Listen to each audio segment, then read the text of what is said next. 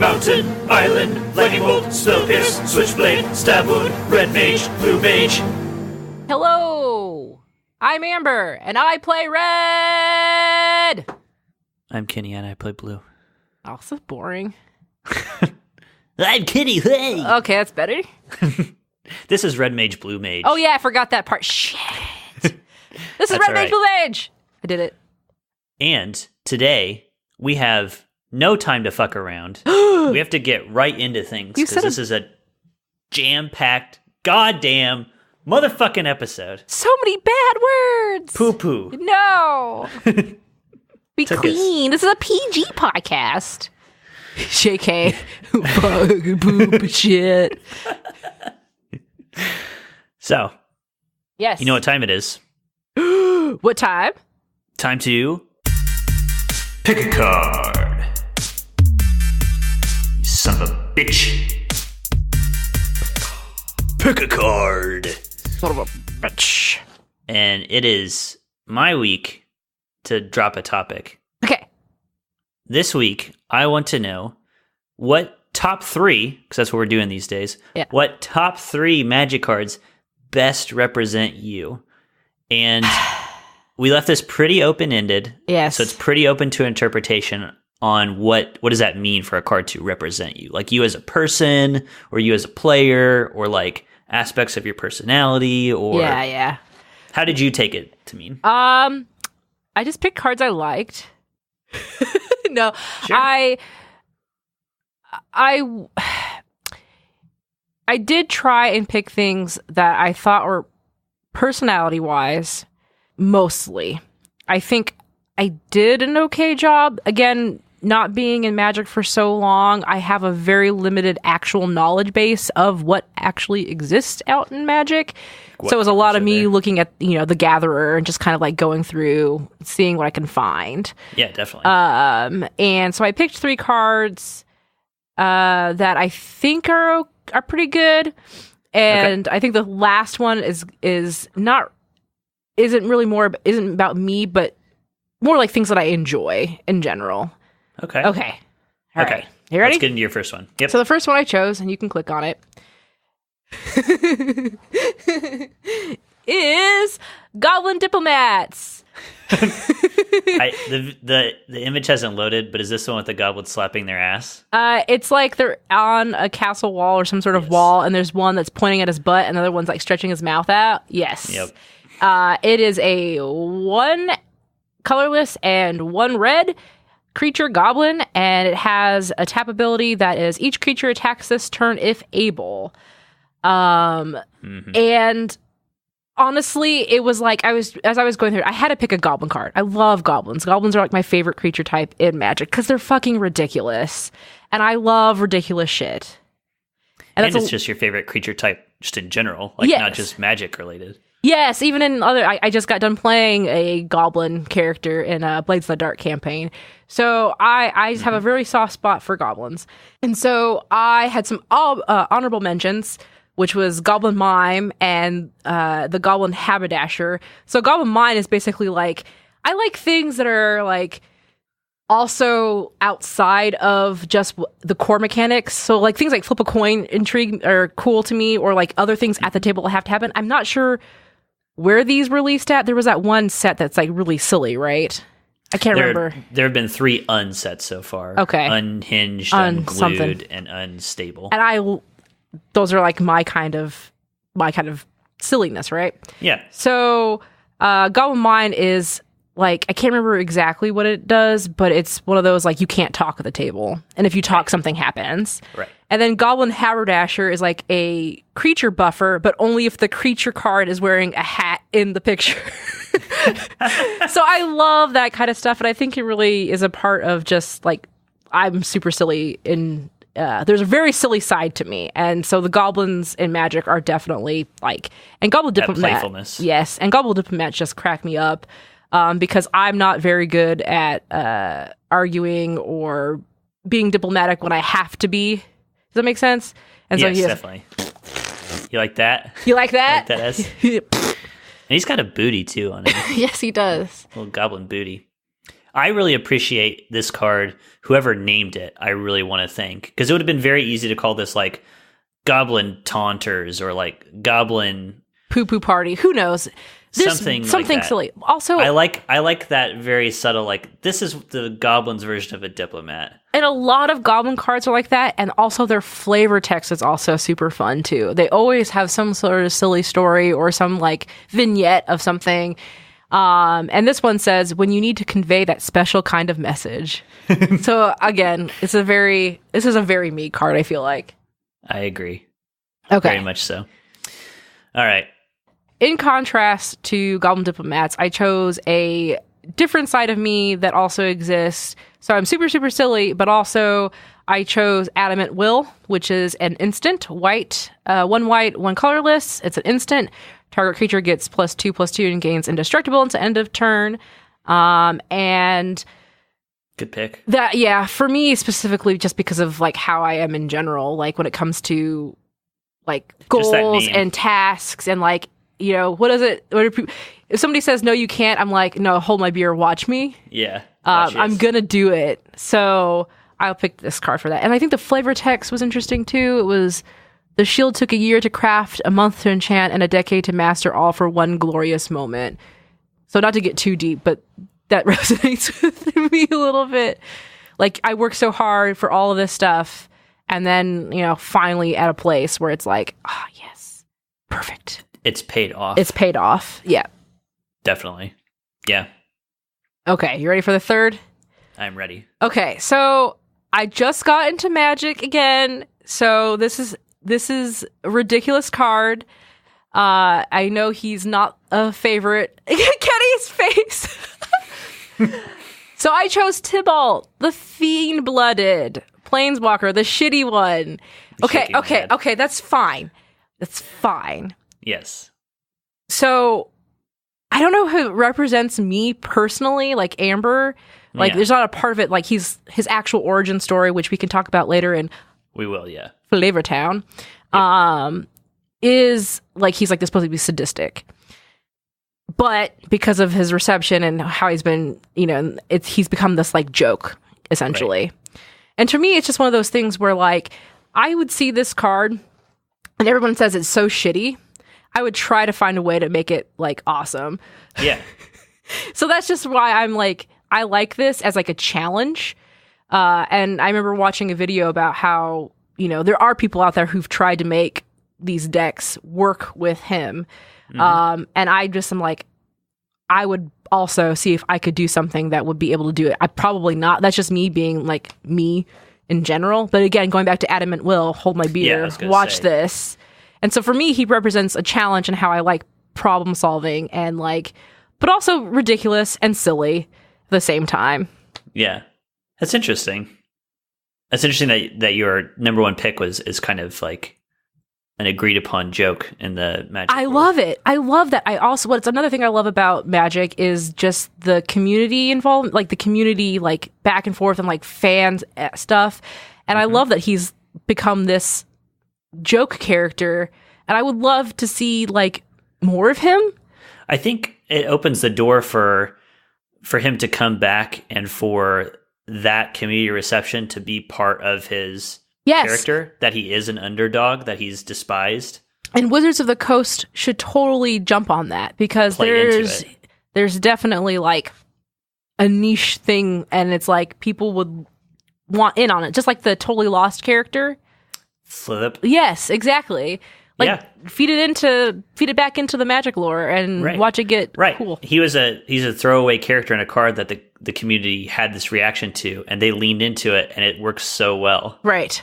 Exactly. Nice. So yeah, those are my three. Cool. All right, you ready to hear mine? Yes. So my number 3 pick is Deep Analysis. This is a sorcery, 3 in a blue. It has target player draws 2 cards. Not a great rate for 4 mana, but it has flashback, 1 in a blue, pay 3 life. And flashback means you get the spell again by paying this additional cost. Mm-hmm. So you get the card twice. I chose it because, and this is my concession to blue and what blue traditionally represents. I I don't know. I agree with you. This was like a hard prompt. Yeah. I know it's my prompt for the week, but it proved difficult. I think maybe just because you have to talk about yourself and like, what makes me who I am? But I think one of my defining traits is I have a fairly analytical mind. Mm-hmm. That's how I tend to approach things. And I like this card anyway. I like how deep in the deck it digs. Doesn't hurt, again, that we've got some Nicol Bolas art. Not going to complain about that. But this is my nod to that part of me. And we can just move on quickly so I don't have to... You talk about yourself? Yeah. Okay, yeah. Good pick. I agree. Move along. Okay. The next two I'll talk a little bit more about. So my number 2 pick is, and it is another blue card, but I didn't pick it because it's blue necessarily. This is Aetherling. So it's got a lot of text on here. So this is 4 blue for a 4/5 creature, a shapeshifter. It has blue, exile Aetherling, return it to the battlefield under its owner's control at the beginning of the next end step. So like blinks itself out and comes back in. Mm-hmm. Blue, Aetherling can't be blocked this turn. 1. Aetherling gets +1/-1 until end of turn. 1. Aetherling gets -1/+1 until end of turn. So it's got a whole bunch of different abilities. But basically, if you've never played against this card before, it's just one giant troll of a card. And that's why I chose it, is because the cards that I chose are things you learn about me, I think, the better you know me. Mm-hmm. So if you know me a little bit, you'll know that I tend to be fairly analytical. Mm-hmm. If you get past that, if you get to know me a little bit more, you'll know that I'm basically an imp. I am Tibble if he were an actual person. So I kind of like that pick. But Aetherling, you try to target it with a removal spell. They pay the blue mana. They blink it out of existence. It comes right back. For 1 blue mana, if they have 1 mana up, they can do it. If they have more than 1, you have no chance of getting rid of it. And then you can attack with it. 1 mana, can't be blocked. 1 mana, pump it up. You can pump it up a bunch of times. It can swing for 8 damage at a time if you've got the mana. That can't be blocked. I love how devilish this card is. And I like trolling people in game and out, as you know. I know. So that's stage 2, if you know me a little bit better. Then you've got stage 3. Oh boy. Okay, this is my number 1 pick. Speaking of a lot of text.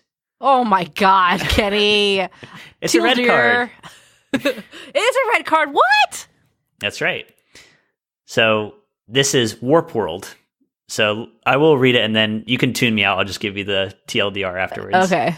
So this is a sorcery. 5, red. So it's a very red card. Yes. Each player shuffles all permanents they own into their library, then reveals that many cards from the top of their library.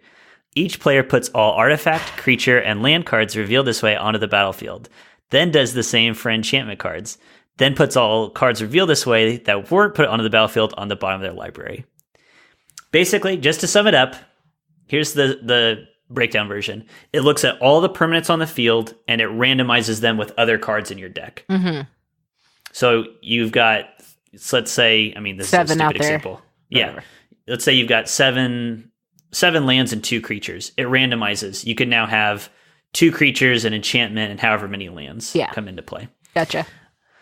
So this is a nod to 2 different things in my life. My sister summed me up at one point by calling me chaotic neutral, which I think is a good description of my alignment. And I think this card falls into that, like, just chaos. But who cares? So it's a little bit nihilistic that way. Yeah. But if you get to know me more, I am a very silly person, which is, it's surprising to the people who do get to know me. And this card is very silly and very fun to play with. I've got a big soft spot for this card because it's one of the few competitive decks that I played with in a tournament. Competitive, in quotes. Yes. The deck centered around, basically you had all kinds of permanents in your deck that put more permanents into play. So it would be like, a creature that makes a token when it comes into play. So the idea of the deck is all of your permanents add more permanents onto the battlefield. And so when you finally cast Warp World, you get a much better deal than your opponent is getting when you warp into all that stuff. Yeah. And it was just a lot of crazy, chaotic fun. And it was very silly. And I'm a silly person at heart. Woo! So that's our pick a card for the week. Pick a card. Pick a card. It's done. It is.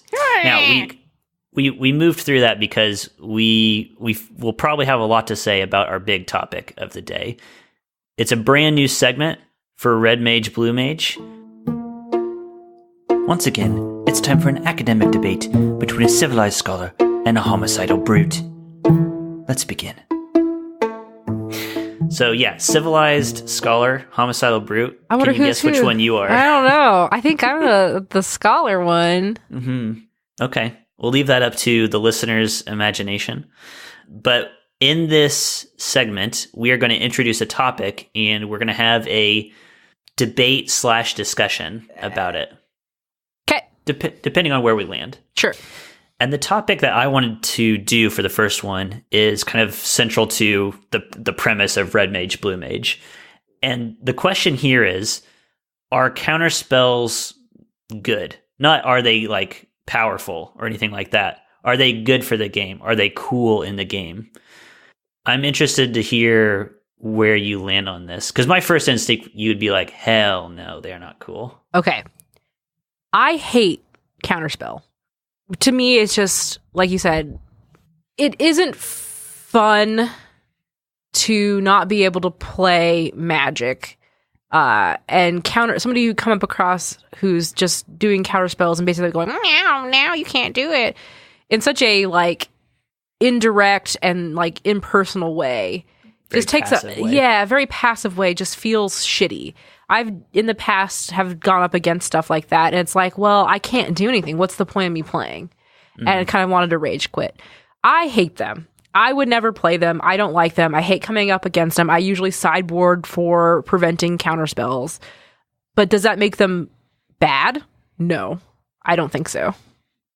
So you are saying that, well, first of all, you're separating your personal dislike of them from are they good or bad from the game. Right. So you're saying, I think at base that makes a lot of sense because things in the game aren't made for everybody. Like Correct. you're not going to like every mechanic in the game, but maybe it wasn't made for you. Mm-hmm. Okay, I can agree with that.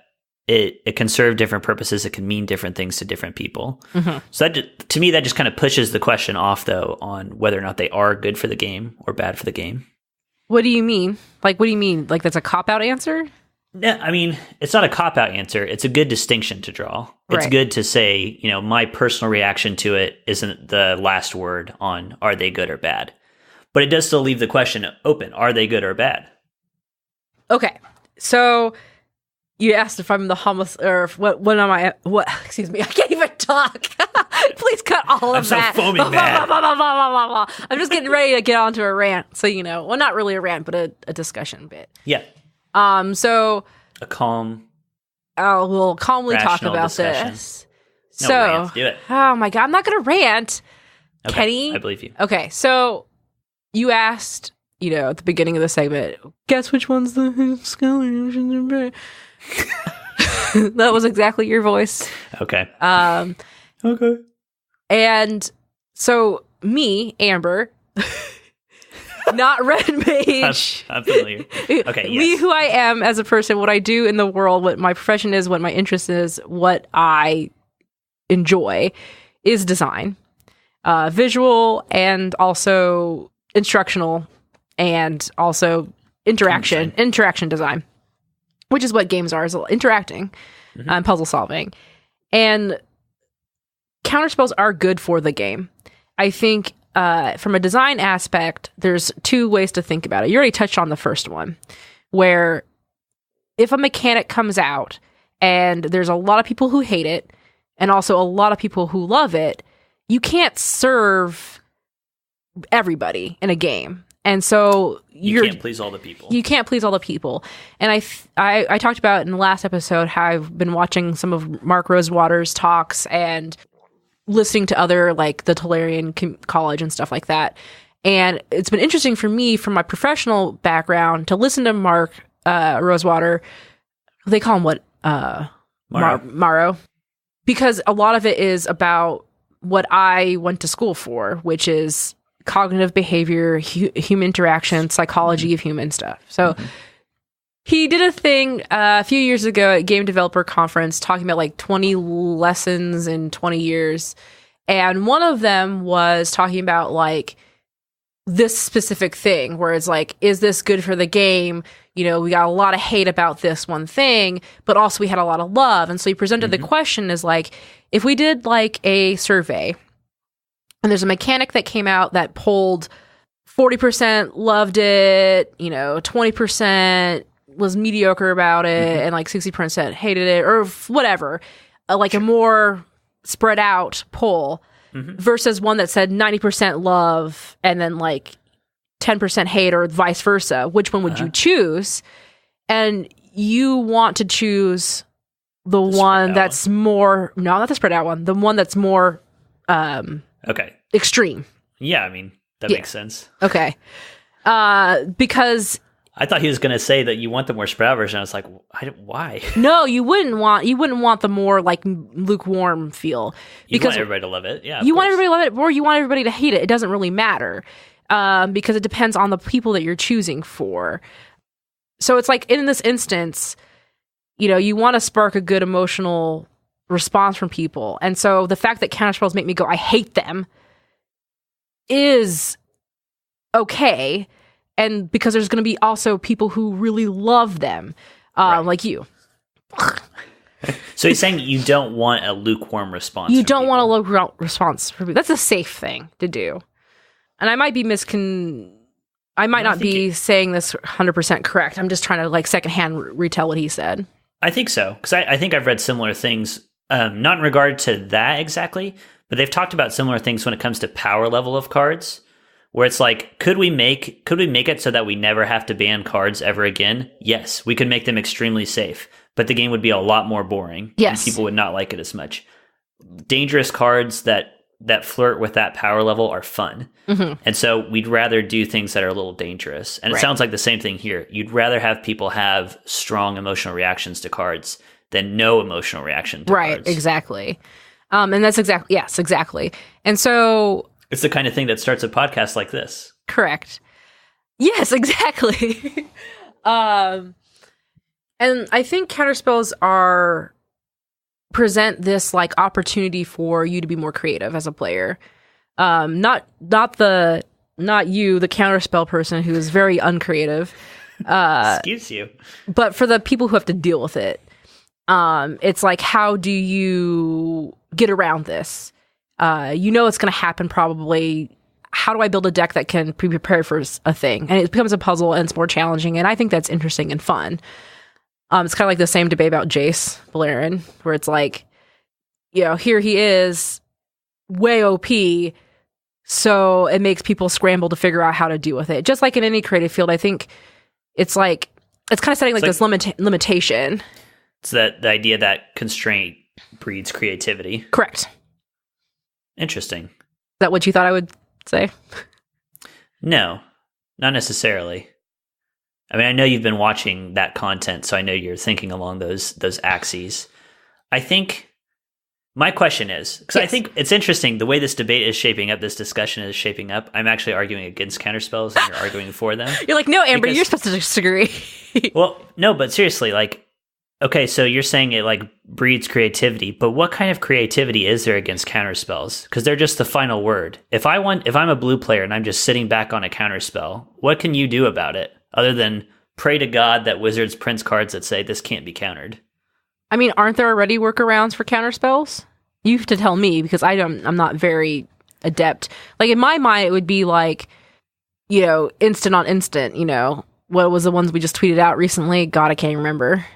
Oh, the blue elemental blast and the red elemental blast, that kind of thing? Yeah.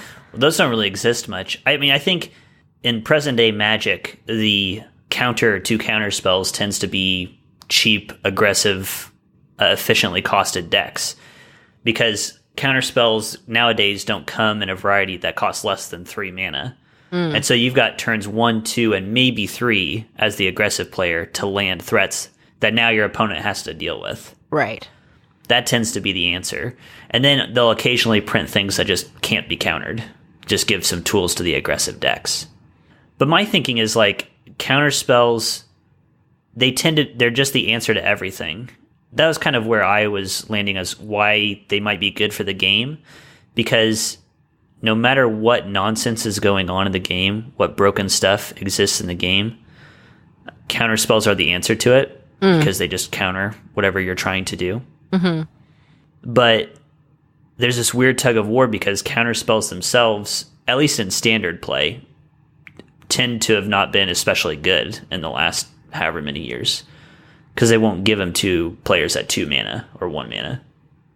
See, I think this is where stuff will start to diverge for me because I don't have a lot of play experience.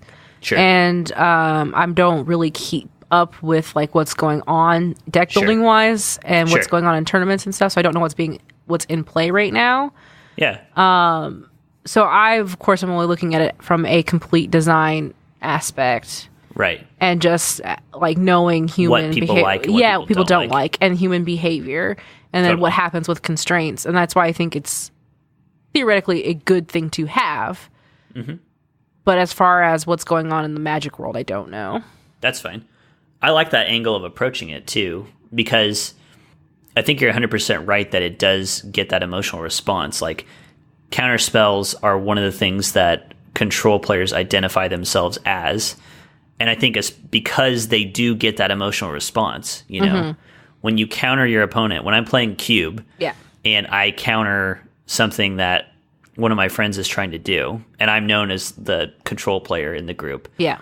I counter it, and just the frustration that gets, expressed on, of course you have the counter spell in this case, that feeds me. That feeds that aetherling side of me that wants to troll them, Right. So I think it is good to get that emotional reaction. And the same emotional reaction happens to me when I'm playing against, in the Cube, my red opponent, who in Cube it's singleton. There's one copy of everything, and they've drawn their turn 1 Goblin Guide all 3 games, and I just want to flip the table and say, "How did this happen?" Yeah. It's the same thing. It gets that reaction out of me. Right. It's like, what am I supposed to do about this? Where it's like for me, where I don't know. Talking about early on, we were talking, I think maybe the first or second episode, I think it was the first one, we're talking about like our play styles. Mm-hmm. And how I kind of dropped that I also like control, but in a different way, a more personal, in your face, aggressive way. Active way. Yes. Let me destroy your lands. Let me wipe the board. Let me, whatever. Mm-hmm. Well, I think I get frustrated when I go up against a blue counterspell built deck, but I don't know. It's like I just kind of expect it, and so it's like for me, it's like, okay, you got me this time, but you only have so many things that can happen, and I'm already doing it faster, so I just have to exhaust. You're not going to have a perfect hand every time, right? And there's no way, and so I think a lot of that's also why I like about this game is the randomized luck of the draw kind of situation. Yeah. Which, remember when I played Cube with you guys in December, and we're like, I wiped the board. I did that stupid worm thing. God, what was it? What horror was it? It was like, I did the damage, and for the amount of damage I did, they had to destroy that many permanents. So I did like 7 damage, and then 7 permanents of theirs had to be thrown away. Oh. The Phyrexian Obliterator. Yes. So that happened, but I had no more cards left in my hand. Absolutely nothing. And I was close to dying. And it was like, okay, he had a couple of creatures out there still. So it's like, unless I drew something that was flying, there was nothing I could do. And he had exactly 5 hit points. And I pulled that goddamn dragon that was a 5/5 haste flyer. Yep. And it was like 2 of your favorite abilities. Yes, I know. And it was like, yes. So I think that's why I'm like, yeah, counterspell, yeah, all this stuff, but there's still that other element of like just luck, skill. Yeah. Like, I mean, it's skill plus luck. Yeah. I think it's really smart to bring that up because it's so baked into the game. The things that people tend to, this is something I wanted to get at too, and you will know from design as well, which is that your customer doesn't really know what they want. Yes. You can ask them, what would you like? Yes. You were talking to me about this earlier. Yeah, it's about like, It's why observational research is very important, because I can tell you that, yeah, I have this problem and I would like something to solve this problem, but I might not know the ways about it. And so somebody who's watching me every day and I complain about something all the time, you know, I'm not going to be able to convey exactly, but if somebody who sees it, then they can start, and they're already trying to design to help me. They can figure out that spot. A good example of that is actually a friend of ours, a friend of mine, well, friend of a friend of a friend, whatever. He's a UX, a person that I know. That I went to a panel of his one time. He is a UX designer, and his job is to go in and try and help solve like software issues, like to make people's jobs faster, more efficient. And he went to go watch this woman who was like, it takes so much time for us to input all this information. And he was like, okay, so what do you need? He's like, I just need a faster way to do it. And so he went to go watch her, and he was like, so she would sit at her desk, start typing, then she'd pull open a drawer, look down, close it, and then start typing again. And then a little bit later on, she pulled the drawer open again, she closed it, and she started typing again. Okay. And he watched her do that for like 30 minutes, and then finally he stopped and goes, Why are you opening your drawer? And she's like, what are you talking about? She's like, well, you keep opening your drawer. She's like, what do you mean? And so he goes back and says, okay, I'll stop you the next time it happens. And so she starts doing it again. And right when she goes to pull a drawer open, he stops her and goes, what are you doing right now? And she's like, she has a seizure. Where am I? Who am I? What am I doing? No, she's like, she had a reference sheet in there of like codes that she needed. And he's like, why didn't you tell me that this was something that was like a part of? And just because she's not aware. She's just so used to doing these things all the time. She's not aware of the solution in front of her. And same with other design too. It's like people just deal with what they have. Oh, this thing that I have to carry hurts my arm.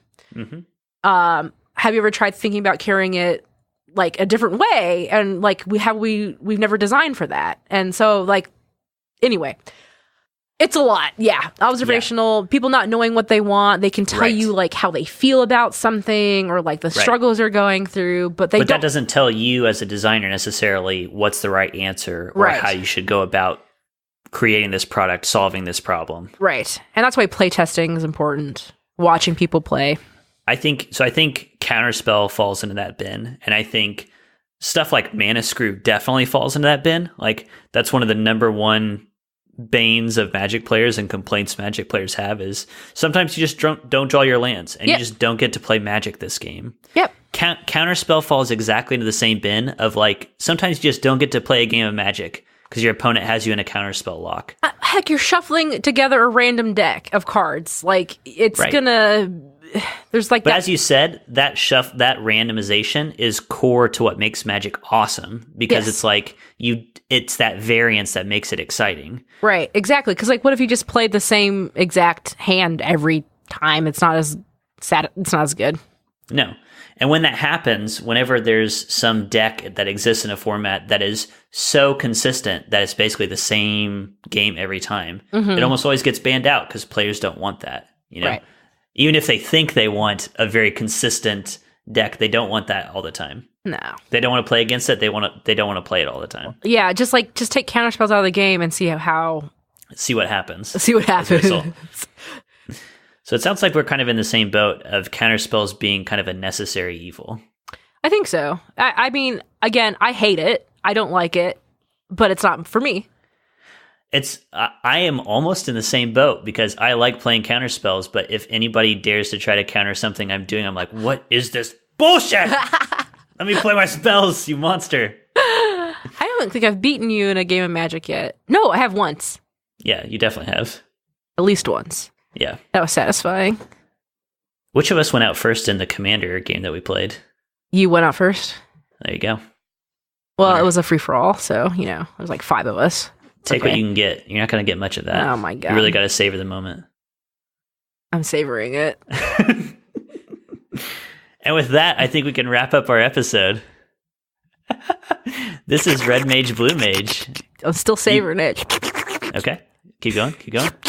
Wait, this is bad. Cut it. Just cut this. This episode's called ASMR. This is not a good ASMR noise. That's awful. Go to hell. A better sound. You can find us at redmagebluemage at geekspective.com. You can find us on Twitter at redbluemtg. You can find me on Twitter at Wolfmyr, VOLFMYR. Oh, hey, wait. You can't find us at redmagebluemage at geekspective.com. You can email us at... Well, goddamn it. You've been saying that the whole time, I think. It's fine. They can figure it out. That's going to torment me now. Here, just cut a couple, and then you can put it back in. I'll leave it. I'll leave it in. It's come fine. on. They can hear my shame. I don't have to be perfect. Fine. And you can find Amber at Rocket Orca. Where? On Twitter.com. I'm gonna keep contributing. Rocket. I'm gonna Orca. What? You're interrupting your own promo. So I don't care. Fine. I don't want anybody to find me. But in the meantime, I'll be representing Counterspell. Go. Do it. I've got the bone. Bazinga! Bapinga! Can't take bazinga. It's a trademark thing. You gotta go bapinga. Bablinga. Bye, everybody. Baringa.